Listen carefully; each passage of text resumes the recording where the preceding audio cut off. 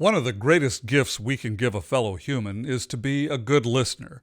A good customer service training program provides participants with specific techniques to improve listening skills.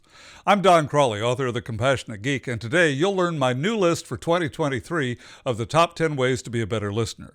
Being a good listener is the fifth principle of the 5 principles of IT customer service success. Here's why it matters, and how you can improve your listening skills today.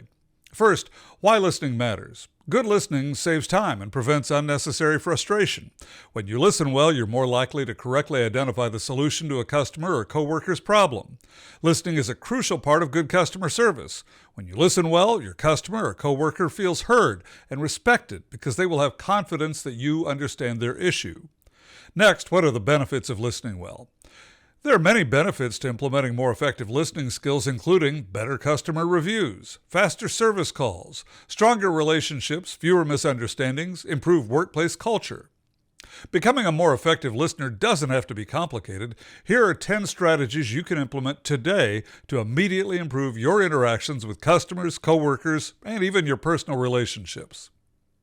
Number 10, lose distractions. Give your undivided attention to the other person. Don't think about that firewall you need to set up, that update you need to apply, or that report you need to finish. Don't let your mind wander to lunch, your upcoming vacation, or anything other than your conversation partner. Focus only on them.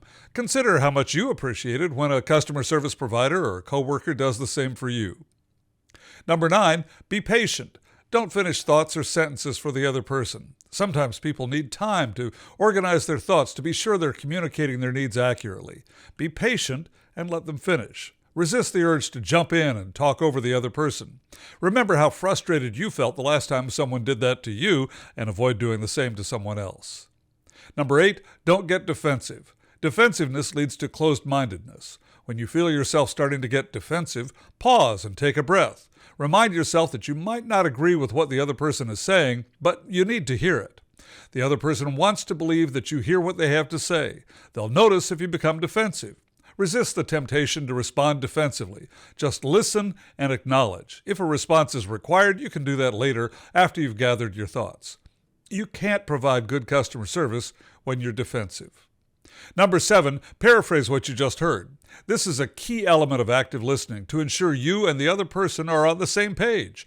Say something like, "Let me summarize my understanding of your issue to make sure I'm not overlooking anything." However, use discretion and don't overuse this technique. If the call is about a simple issue, don't make it seem bigger than it is. Be sensitive to the other person and their time. Number 6, listen to understand and remember. Stephen Covey's habit number 5 says to seek first to understand, then to be understood. This means you listen to understand and remember what the other person is saying. Instead of thinking ahead about your response, stay in the moment and concentrate on what's being said. Sometimes it helps you to remember the conversation if you pretend there will be a test on what was said. Number 5, be thoughtful about eye contact.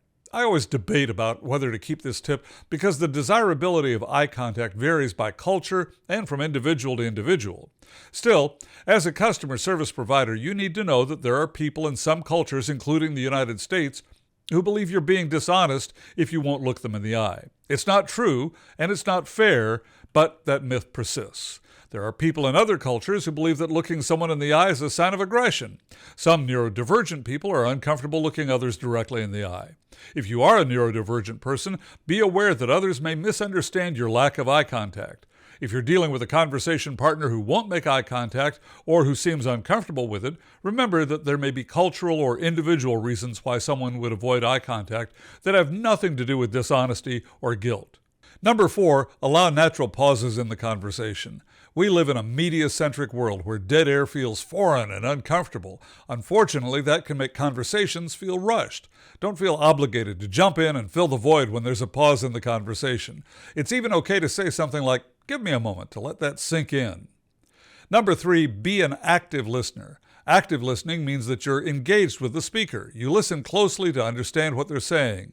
Use body language like nodding your head to portray that you're listening and ask relevant follow-up questions to gain a deeper understanding of what they're saying. Number 2, keep an open mind. In IT customer service, it's understandable that you feel like you've heard most problems before. The problem with that is that sometimes your customer or coworker will be dealing with an issue that's slightly different from what you expect. Keep an open mind. Make sure to hear and understand the entire issue before you decide how to deal with it. And the number one way to be a better listener is stop talking. I was trying to explain a problem to someone at a hobby shop, but he wouldn't stop talking long enough to understand the problem. He kept jumping in and talking over me. I finally had to say, just let me finish. When you're talking, you only hear what you already know. To understand your customer or coworker, stop talking and listen. When you do talk, ask questions to gain a deeper understanding. What are some techniques you use to be a better listener? Let us know in the comments below.